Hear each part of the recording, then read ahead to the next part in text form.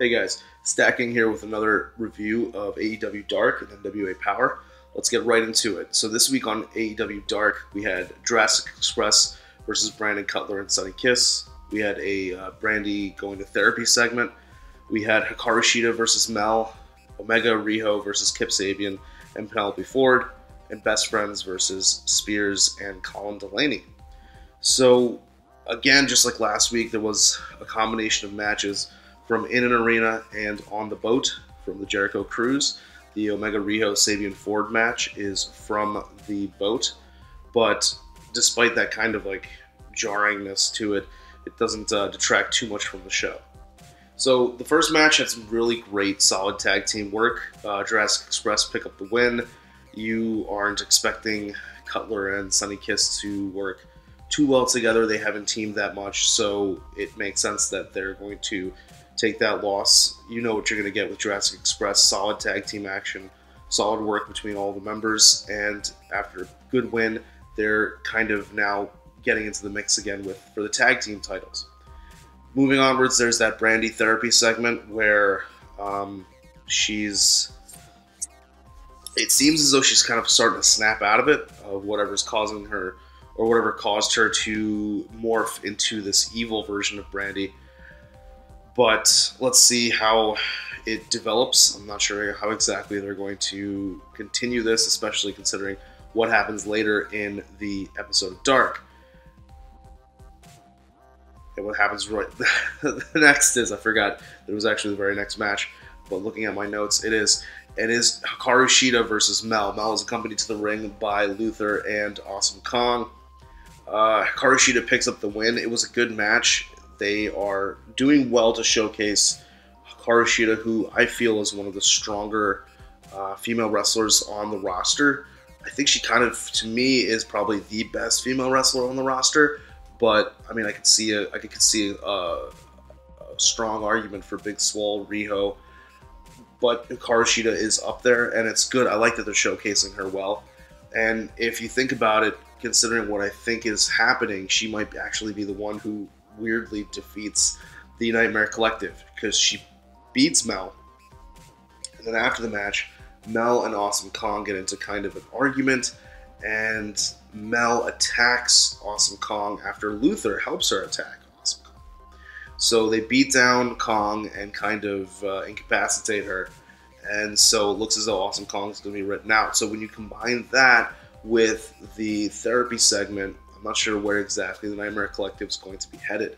Now, the only thing I can think of is AEW does not insult our intelligence by pretending that Dark is actually happening on Tuesday.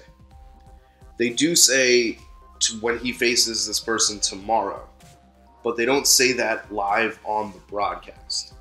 It's only Tony Schiavone or Dasha who are going to say that in the studio, and they kind of acknowledge that the crowd, the viewing audience, knows that we're not watching this live, right? So I think maybe that the therapy segment is a response to the match, but then again, it comes before the match. So not 100% sure, but we'll see where they're going with this. Next is a match from the boat cruise, which is Omega and Riho versus Kip Sabian and Penelope Ford. Fun match. They do have some quality intergender moments. Ford wants to face Omega. Riho faces off with Sabian. There's some good back and forth between everybody. After the match, Kenny cuts a promo about how they want to listen to the fans, give the fans what they want, and they kind of never say never. In that I believe they did say we weren't going to have intergender wrestling, but there they are having it on the cruise. So moving to the main event is Best Friends versus Sean Spears, who is still looking for a tag team partner, and this week it looks like it might be good old Colin Delaney, and that's blast from the past. But it is not the case. Best Friends pick up the win over Spears and Delaney, and there's kind of I think to me the best part of the match is a spot that doesn't involve anybody in the match. It involves Orange Cassidy coming into the ring. He's going to run and do his dive off, and he turns around, and Tully Blanchard is standing there. And so Cassidy does his hands in the pockets thing, and instead of being intimidated or getting angry or anything like that, Tully does he does the four horsemen, but then he puts his own hands with the four into his own pockets. So that was kind of a funny spot. But the match itself is great, but it's kind of another one of those where you kind of know what's going to happen. We're not anticipating that Colin Delaney is getting a contract with AEW, that he's going to turn into Shawn Spears' tag partner. If this is going to be a storyline that's going to have some kind of payoff down the road, they're building it up by having people who don't really make sense, and then maybe finally Shawn Spears finds somebody who does make sense. Which seems kind of weird because he is a heel, but it seems more like a babyface kind of thing. But at the same time, it is something that can be done well if executed properly. And in the meantime, while Shawn Spears is losing, he's only taking tag losses, and whatever tag team he's losing to is stacking wins, right? So now best friends are stacking wins. So moving on to NWA Powerrr, I'm going to come right out here and say that I do not like the new theme. I like the old theme. Bring the old theme back. However, I'm also somebody who is highly resistant to change. So, as many people have told me in the past. So, I don't know if that's necessarily a function of me just knowing what just expecting at 6:05, down, and then not hearing it and going, what the hell is this?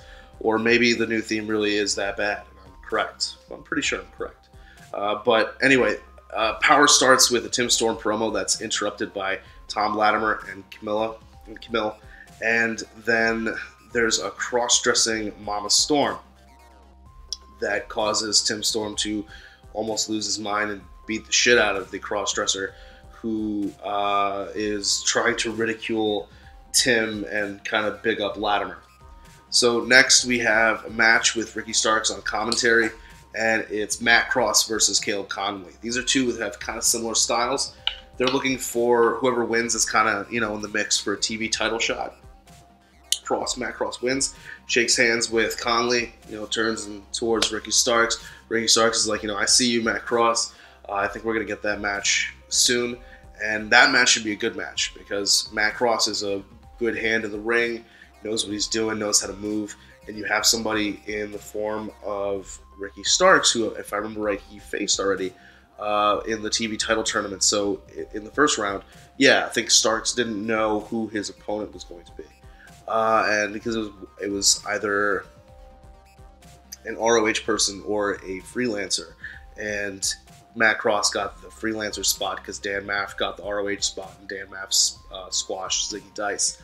So Matt Cross faced Ricky Starks. So when they face off again, it'll be a rematch, and this time we'll see whether or not Matt Cross has learned anything from their first encounter and whether he can pull out a win, or whether Ricky Starks is going to continue the role that he's on, the momentum that he's been building, and pick out a win of his own. Next, there's an Aldis promo. It's in his house. He's talking about how he's not his house. He's outside talking up free enterprise, and they're doing slow build for this Marty and Nick storyline, and I really like it. They are kind of doing this, you're not giving me an answer. I need an answer, so we're gonna figure this. We gotta figure this out. Back in the studio, they have Pope with the Dawsons. Pope's cutting a promo, and they're interrupted by Eddie Kingston. More than any match, more than any segment, this is the highlight of the night. Eddie Kingston's promo is amazing. You feel it. You feel the anger that he has.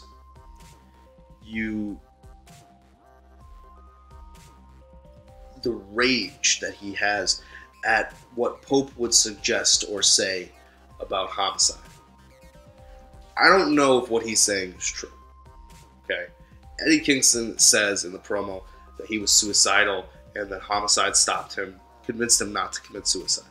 I don't know if that's true.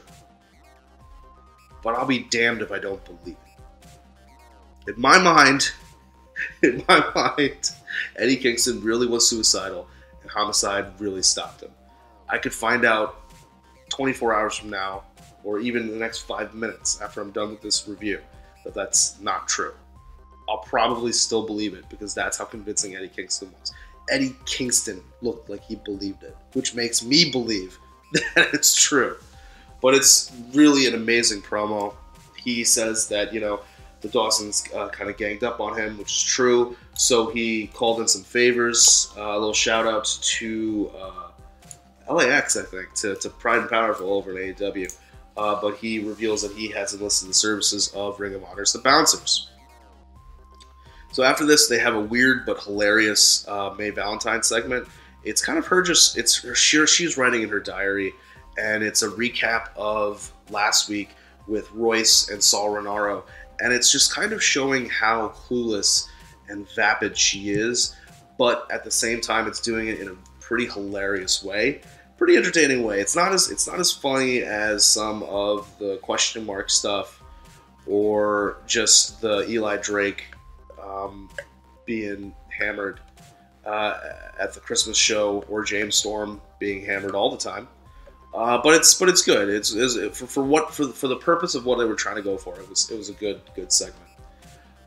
So now we have Murdoch versus Stevens. The NWA Third Degree National Heavyweight title is on the line, as we found out last week. But this match goes the distance. It goes to the time limit, so Stevens retains. At the end of the match, though, it looked as though Stevens was going to lose. Murdoch did nail Stevens with a nice move, and it looked as though if he'd had maybe a few more seconds, he could have pinned him. So let's see where they go with that. It's kind of a good storyline because you have a big hoss in the form of Trevor Murdoch. You have a kind of a wily snake, kind of a heel in the form of Aaron Stevens, and Aaron Stevens has question mark at his side, at his disposal to kind of pull off anything that he wants him to do. We don't really know. One thing I am kind of interested in learning is why exactly question mark is working with Aaron Stevens. I know Aaron Stevens said that he went to question mark's country and brought him back so that he could learn Mongrovian karate, but it doesn't make sense why question mark came back. Also, question mark never talks; he just does the karate. Whenever Aaron Stevens makes a mistake in pronouncing it, as he says, pronounce. But I would like to know more about why exactly the question mark is working with Aaron Stevens. It's kind of an interesting thing. Like, it's fine to have them be as a team, but it's just something that it'd be a nice tidbit to be like, well, this is like, yes, he brought me over, but it's specifically this. It adds a layer to both of the characters, adds a layer to the overall team. But I'm interested to see where they go with this, because there's a lot of moving pieces to see how exactly Murdoch tries to overcome his wily nemesis of Aaron Stevens. They announced that Melina is going to face the winner of Allison Kay and Thunder Rosa. I feel like like I said last time, they are moving towards a Thunder Rosa face turn. This might be the thing that cements it. If you have Rosa retain the title, then Melina faces her. It's kind of if you're like, you gotta lay down. You gotta lay down for me. I'm supposed to be the leader. Rosa refuses to. It's the Batista Triple H thing is what comes to mind when he turns after winning the Royal Rumble. He turns face because Hunter wants him to go after JBL and the WWE title, or basically what Melina may want, or they may try to do, is say, hey, we're going to do like a finger poke of doom kind of thing, and Rosa's not game, and Melina's like, well, what the hell, I'm the boss, right? And that's when they actually start having a fight. Drake and Storm face off with Justice and Matthew Mims. Matthew Mims is not somebody who's regular on the NWA roster, and that makes sense because it's a quick, solid match that gets the champions over. After this is the main event. Thunder Rosa defending against Allison Kay, who has invoked her rematch clause. This is not as good as a pay-per-view match. Start off there. But it's still very good. It's a very good match. Melina was out on commentary table, but she's not on commentary. She would not put on a headset. She would not speak.